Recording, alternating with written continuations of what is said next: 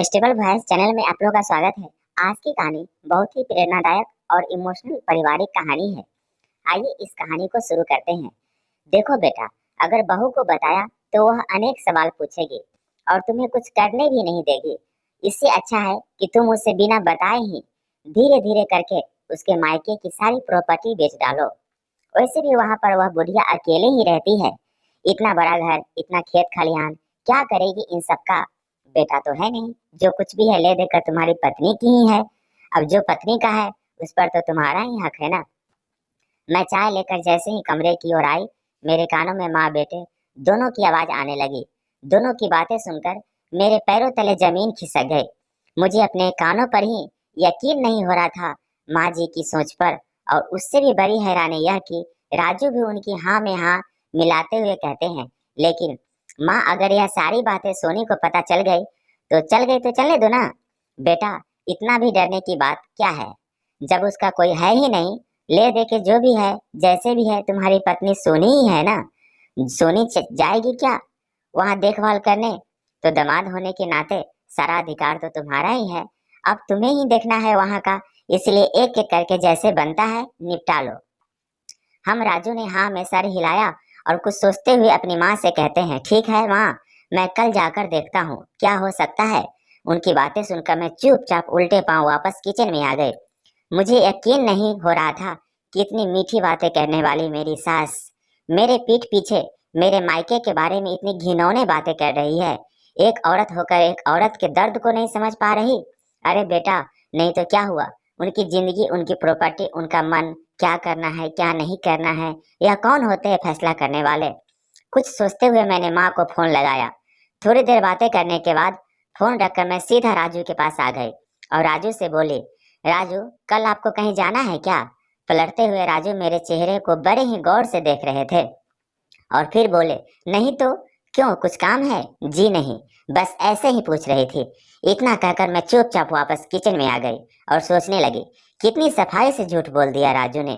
एक बार भी मुझे बताना जरूरी नहीं समझा, लेकिन कोई बात नहीं, मैं भी उनकी चाल को कभी भी कामयाब नहीं होने दूंगी।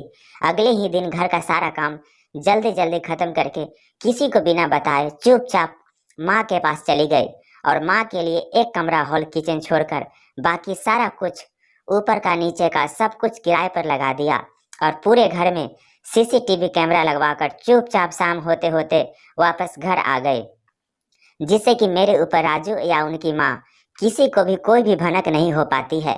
अगले दिन फिर सुबह सुबह घर का सारा काम निपटा कर वापस माँ के यहाँ जाकर जितने भी खेत खलिहान थे सबको गांव के ही मुखिया के यहाँ अच्छे दामों पर बेचकर सारा पैसा माँ के नाम जमा करवा दी। तब जाकर मेरे कलेजे को थोड़ी ठंडक मिली। माँ बार बार कहती रही, बेटा, इतना पैसों का मैं क्या करूँगी, ये सारे पैसे मेरे नाम मत जमा कराओ, वैसे भी ये सारे पैसे तुम्हारे ही हैं। मैंने प्यार से माँ का हाथ पकड़ा और कहा, माँ, मुझे पता है यह सारा कुछ मेरा ही है, पर तू ही तो मेरी है ना।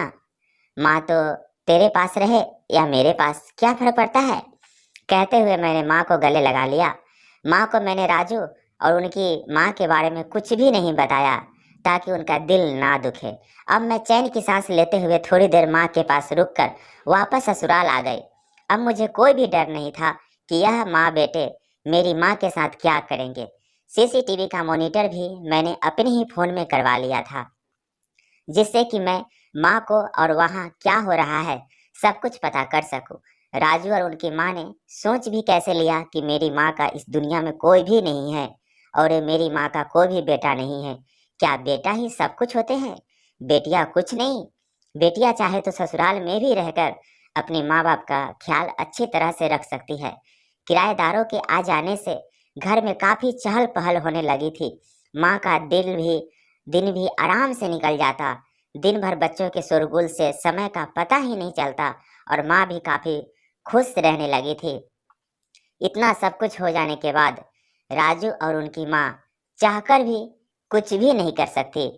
दोस्तों, हमारे समाज की सोच इतनी गंदी हो गई है कि उन्हें लगता है जिस औरत का बेटा नहीं है उसके ऊपर कोई भी अपना हक जमा सकता है, लेकिन वह शायद वह यह भूल जाते हैं कि बेटा नहीं तो क्या, बेटियां तो है ना। और आजकल की बेटियां किसी भी बेटे से कम नहीं होती।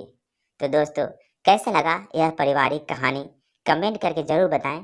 और आप इस चैनल पे नए हैं तो कृपया इस चैनल को लाइक, शेयर और सब्सक्राइब कर लीजिए। Thank you.